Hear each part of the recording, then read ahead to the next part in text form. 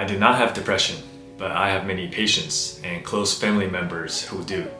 So I wanted to learn more about it and see ways that I can help. If you're new here, I'm Jeffrey, physiotherapist for 7 years, and welcome to Life of a Taiwanese PT living in Houston. I finally hung up my sign in the background, as you guys can tell. I used to just rest it on the table in the back, but I finally got around to hang it up. Let me know what you guys think. I recently finished reading the book called Lost Connections by Johann Hari, which is about depression and anxiety. I wanted to share some of my thoughts and insights on it.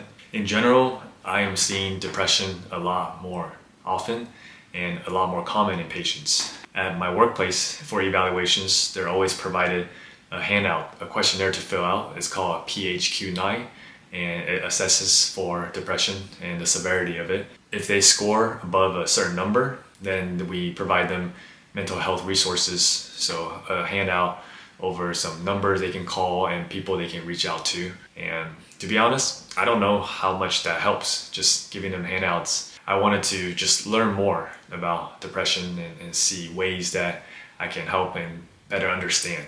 The book talks about some of the causes for depression, and there's lots of theories out there. I think the most accurate model is the biopsychosocial model, which is a model that is often used to explain pain as well, and how they're affected by three main systems: the biological, psychological, and social.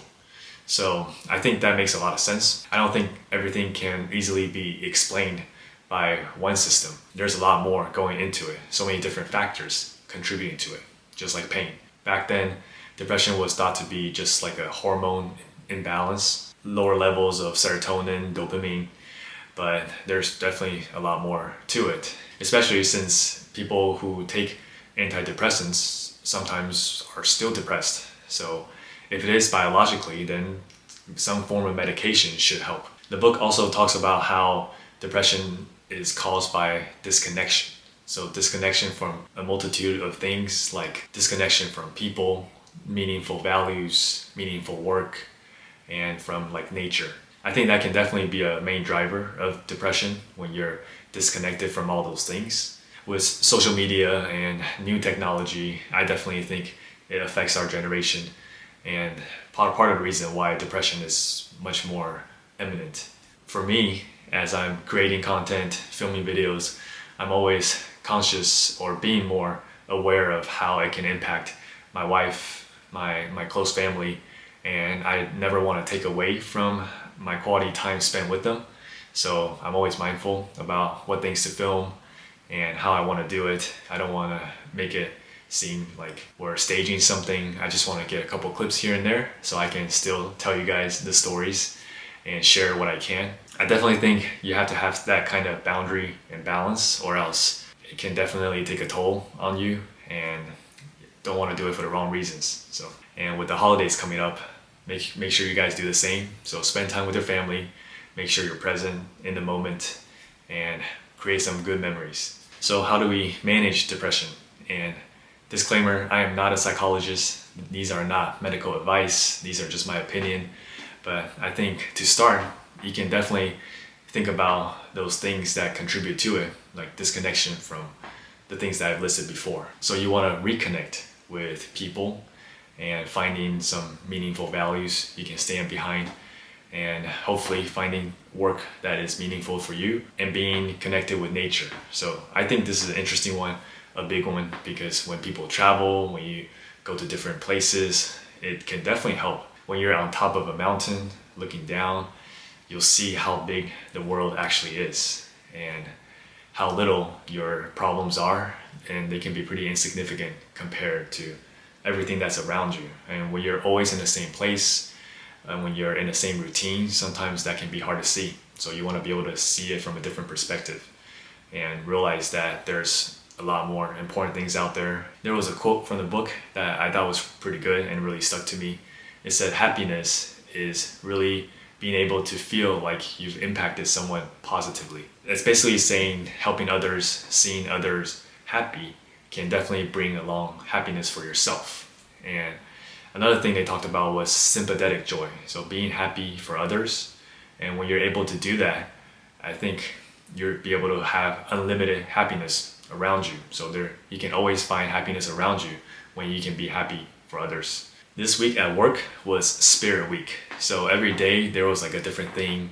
One day you wear crazy socks, one day you wear ugly sweater, and we get a free meal on one of the days. Tuesday was my long day, but I have to show you guys this dish my wife made for me when I got home. It was Moroccan shrimp with garlic white rice with some veggies on the side. It was delicious, 10 out of 10. Wednesday was when we got the free lunch as part of the Spirit Week. It was from this Italian place. I got both pastas with the garlic bread. I definitely went into a food coma afterwards. It was hard treating in the afternoon. It's Wednesday. After work, I actually got off early today, so my wife and I were gonna go on a run around the neighborhood. And I'm gonna listen to Rosé's new album on my run to power me through. I just finished the run. I did 2 miles and the pace was about 10:30. The weather was pretty nice, but I'm pretty tired after work. Thursday was ugly sweater day, and I've had the same ugly sweater for the past like 3 years. I remember I got it on the NBA website. It was a Rockets one. It was on sale. And Thursday lunch was our holiday potluck. So everyone brought some food and we enjoyed it. I usually eat meal prep at work, but that day I definitely did not bring my lunch. Thursday I had a pull workout at the gym, so I did some back and buys.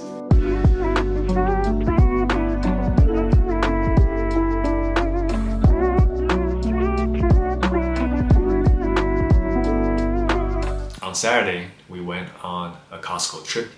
So we went to get gifts, Christmas gifts for the cousins, the siblings, and everyone. Look at this big Pikachu in Costco. Squishmallow. It's huge. Wait, no. We're at a new sushi spot. I'm just kidding, it's the same spot. Let's go. And afterwards, we went to Trader Joe's. The guac here is very good. And we're trying this new Thanksgiving stuffed popcorn. And they got some jalapeno. Trader Joe's. Big culture, you know what I'm saying?